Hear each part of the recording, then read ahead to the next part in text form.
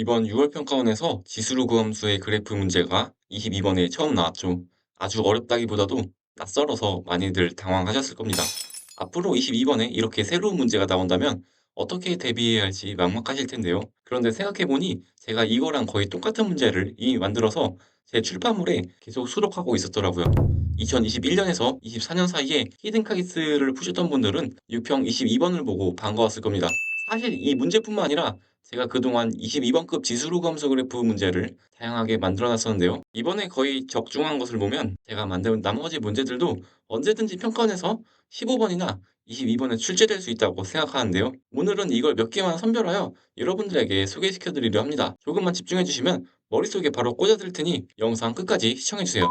방금 말씀드린 유평 22번과 가장 유사했던 문제부터 소개해 드릴게요. 유평 22번의 핵심은 로그 K와 K 값을 각각 구할 수는 없고 K 플러스 로그 K 이렇게 뭉텅이로 마치 한 문제처럼 생각하면서 풀이를 진행해야 한다는 것입니다. 그런데 이걸 눈치챘다고 하더라도 막상 조건들로부터 식을 세우고 처리하는 것이 쉽지 않았을 텐데요. 식을 세우려고 해도 뭔가 미지수들이 결정되지 않고 여러 개가 머릿속에 둥둥 떠다니는 느낌이 들어서 많이들 헤맸을 것입니다. 이런 상황을 그대로 담았던 것이 바로 이 문제입니다. 지금부터 소개해드린 모든 문항은 일부러 숫자를 조금씩 바꾸어 놓아서 답은 구할 수 없으니 형태만 봐주시면 감사하겠습니다. 우선 기울기가 마이너스 1이고 y절편은 모르는 직선이 지수로그함수의 그래프와 만나는 상황이 동일합니다. 유평 22번에서는 지수함수, 제가 만든 문제에서는 지수함수와 로그함수가 모두 나온다는 차이만 있죠. 이때 제가 만든 문제에서 점 A와 직선 y 콜 x-2 사이의 거리가 2분의 루트 2라는 것을 알아낸 후 이를 점과 직선 사이의 거리의 공식을 적용하면 k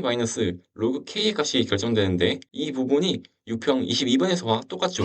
여기서는 선분 AB의 길이가 3 루트 2라는 것을 알아내면 삼각형 OAB의 넓이가 16이라는 조건으로부터 점 O에서 직선 AB까지의 거리가 3분의 16 루트 2라는 것을 알 수 있고 그 다음에는 직선 AB의 방정식을 세워서 마찬가지로 점과 직선 사이의 거리 공식을 적용하면 K 플러스 로그 K 값을 알 수 있었죠. 그 다음에는 삼각형 PCD의 넓이를 구하라고 되어 있는데 여기에도 주목해 주세요. K 마이너스 로그 K 값이 2분의 3임을 직접 묻지 않고 K 마이너스 로그 K를 간접적으로 활용하도록 만든 것입니다. 마치 문제에서 숨은 그림 찾기를 하는 것과 같은데요. 원의 반지름의 길이가 로그 K, 점 A의 X좌표와 K, 두 점 CD의 X좌표가 1이므로 밑변이 선분 CD인 삼각형의 높이의 최소값이 바로 K 마이너스 로그 K 마이너스 1의 값과 같아질 것입니다.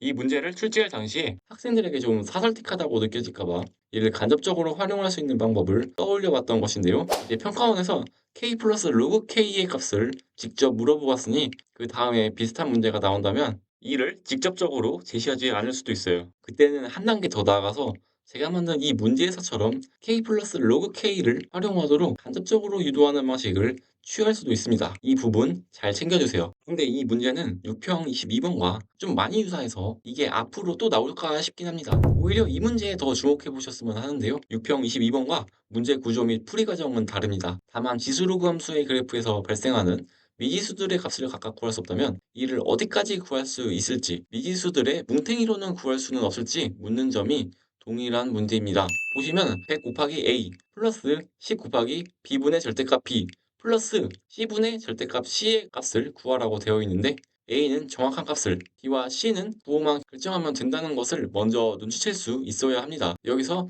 A, B, C는 보시다시피 여러 문자들이 번복이 되어 있는데 결국 X1, X2의 값은 구할 수 없지만 여기서 A에 적혀 있는 X1과 X2에 대한 값은 구할 수 있다는 거겠죠. B에서는 X1과 2분의 13 사이의 대수관계를 C에서도 두 항에서의 값의 대소관계를 구할 수 있고요. 이와 같이 개별 문자의 값을 구할 수 있는지 구할 수 없다면 뭉텅이로는 구할 수는 없을지까지 물은 게 이번 6평 22번이고요. 더 나아가서 뭉텅이로도 값을 구할 수 없다면 그 값의 부호, 즉 대소관계라도 생각할 수 있는지까지 물어본 것이 바로 제가 만든 이 문제입니다. 자, 여기서 혹시 눈치채셨나요? 이 문제는 원래 기억 니은 디귿 문제였습니다.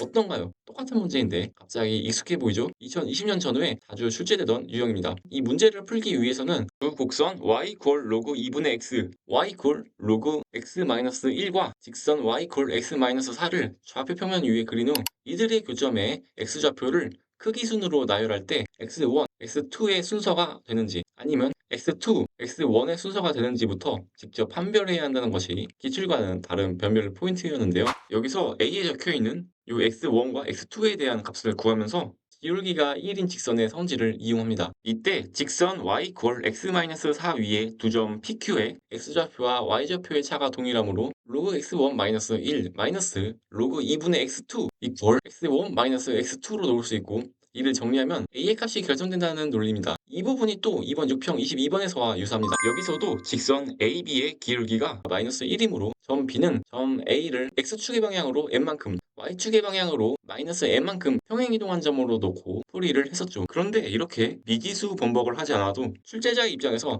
꽤 손쉽게 변별할 수도 있습니다. 세 번째로 보여드릴 문제가 바로 그것인데요. 이 문제는 문자가 K 딱 하나뿐인데도 꽤 난도가 높습니다. 우선 함수 fx = 4의 x-k승, gx = 2분의 1의 x 플러스 2k승의 그래프를 그리는 것부터 좀 쉽지 않아 보입니다. 곡선 y = 4의 x승을 x축의 방향으로 k만큼, 곡선 y = 2분의 1 x승을 x축의 방향으로 마이너스 2k만큼 평행이동시킨 모양이라는 생각은 드는데, k의 값에 따라 두 곡선 y = fx와 y = gx의 위치관계가 달라지면서 이를 그리기가 좀 복잡해지죠. 문제는 여기서 그치지 않고 4의 k승 곱하기 x가 합성된 형태인 y = f4의 k승 곱하기 x, y = g4의 k승 곱하기 x와 직선의 교점을 설정해야 한다는 것입니다. 딱 봐도 이 두 곡선을 그리는 것은 사실상 거의 불가능하지 않을까 라는 생각마저 드는데, 이건 어떻게 접근해야 할까요? 저 문자에만 매몰되면 보이지 않습니다. 그에 앞서 기하학적으로 어떤 뜻인지 생각해 볼 필요가 있는데요. 바로 곡선의 확대 및 축소입니다.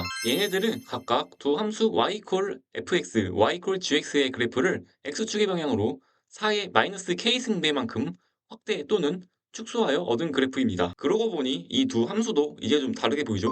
y = fx는 곡선 y = 4의 x승을 y축의 방향으로 4의 마이너스 k승배, y = gx는 곡선 y = 2분의 1 x승을 y축의 방향으로 4의 마이너스 k승배만큼 확대 및 축소한 것입니다.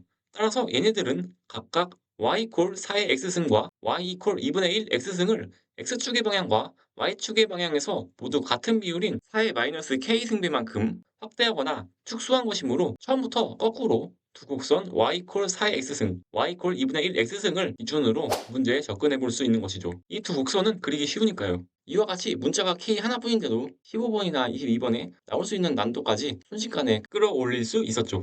오늘 보신 이 세 문제 어떠셨나요? 첫 번째는 많이 비슷한 문제, 두 번째는 근본적인 변별 포인트만 같은 문제, 세 번째는 다른 방식으로 변별하는 문제였는데요. 만약 올해 수능 22번이 지수로그 함수 그래프에서 출제된다면 이를 대비하기 위해 꼭 풀어보고 싶은 문제가 있으신가요? 그렇다면 댓글을 남겨주세요. 많은 추천을 받은 문제는 올해 히든카이스 남은 시즌에 꼭 수록할 수 있도록 하겠습니다. 그리고 제가 소개해드린 스타일의 문제들이 마음에 드신다면 아래 고정 댓글의 링크를 클릭하셔서 히든카이스를 좀 더 구경해보시고 구매도 해주시면 감사하겠습니다. 오늘 영상 끝까지 시청해주셔서 감사합니다.